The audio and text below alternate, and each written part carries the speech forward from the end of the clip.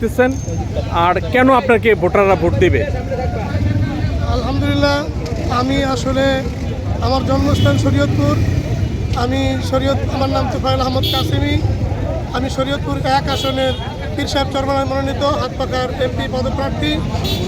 আমি গত 18তেও নির্বাচন করেছি এবং এই 2026-এর নির্বাচনেও চরমনায় পীর সাহেব হুজুর আমাকে হাত পাকা মার্কায় নির্বাচন করার জন্য মনোনীত করেছেন। আমি এই জন্যে পীর সাহেব চরমনাইকে ধন্যবাদ জানাই। পাশাপাশি দেশবাসী এই জন্যই হাত পাকা মার্কায় ভোট দিবে, যেহেতু বিগত 54 বছর পর্যন্ত দেশবাসী এই বাংলাদেশের বিভিন্ন পার্টি, বিভিন্ন মার্কায়, বিভিন্ন মানুষকে ক্ষমতায় দেখেছে। ক্ষমতার পালাবদল একের পর এক হয়েছে, কিন্তু কাঙ্ক্ষিত মানের মানুষের প্রত্যাশা ছিল তা কখনো পূরণ হয়নি। সেজন্য মানুষ তাকিয়ে আছে বিকল্প কোনো প্রার্থীর দিকে, অর্থাৎ ইসলামের দিকে। সে লক্ষ্যে আমি বিভিন্ন জায়গায় মানুষের কাছে, একেবারে তৃণমূল পর্যায়ে মানুষের কাছে আমি ঘুরে ঘুরে দেখেছি মানুষ এখন পরিবর্তন চায়।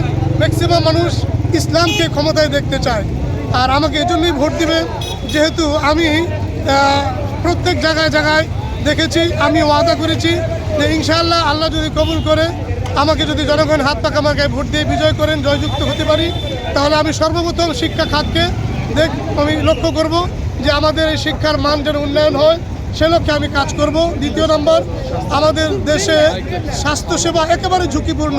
হাসপাতালে চিকিৎসা পাওয়া যায় না, মানুষ বিশাল লাইন ধরে হাসপাতালে চিকিৎসার জন্য লাইন ধরে দাঁড়িয়ে থাকে মানুষ।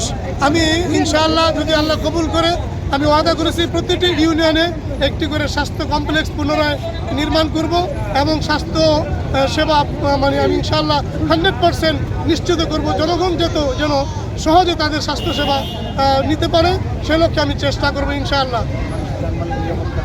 উন্নয়নগুলি দরকার। আমাদের দেশের রাস্তাঘাটগুলি খুবই বেহাল দশা। আমি জাজিরার গোপালপুরের ছোট গোপালপুরে এক জায়গায় গেলাম, সেখানে যায় দেখি একেবারেই নাজুক অবস্থা। একটা কাঠের পোলও নাই যে মানুষ পার হয়ে যেতে পারে। বাঁশের সাঁকো দিয়ে ঝুঁকিপূর্ণভাবে মানুষ পারাপার হয়, বাচ্চারা স্কুলে মাদ্রাসায় যায়। আমি সেই এলাকাগুলিতে আমি ইনশাল্লাহ ঘুরে ঘুরে দেখেছি। আমি সর্বপ্রথম এই নিম্ন এলাকাগুলিতে আমি কাজ করার জন্য চেষ্টা করব। আমি শতভাগ ইনশাআল্লাহ যে পরিমাণ বাজেট পাস হবে 100% সে পরিমাণ বাজেট আমি কাজ করার চেষ্টা করব। সবচেয়ে বড় কথা হলো মানুষের যানবাহনের নিরাপত্তা, চাঁদাবাজ, সন্ত্রাস, দুর্নীতি, মাদকাসক্ত এর বিরুদ্ধে আমার ইনশাআল্লাহ জিরো টলারেন্সে আমি প্রতিরোধ করার চেষ্টা করব। আমি ইনশাআল্লাহ সর্বোত্তমভাবে আমি চেষ্টা করব যেন এই শরীয়তপুরকে একটি মডেল শরীয়তপুর হিসাবে গড়ে তোলা যায়। আমি এই প্রত্যাশা করি। জাতির কাছে, সকলের কাছে দোয়া চাই। আসসালামু আলাইকুম রহমতুল্লাহি ওয়া বারাকাতুহু।